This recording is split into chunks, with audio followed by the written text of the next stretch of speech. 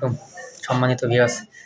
আজ প্রথম অধিবেশন, প্রথম সংসদ, আর বিএনপি, জামাত, এনসিপি চরমোনা 4টি দল মিলে কিন্তু গঠিত এই সংসদ, এবং প্রথম দিনই বাংলাদেশের রাষ্ট্রপতি কথা বলার সময় জামাতের নেতাকর্মীরা কিন্তু অবরোধ করেছে যে আমরা মানি না, রাষ্ট্রপতিকে মানি না, আমরা নতুন রাষ্ট্রপতি চাই। যাই হোক, দেশের প্রধানমন্ত্রী তিনি বিবেচনা করবেন রাষ্ট্রপতি থাকবে কি থাকবে না।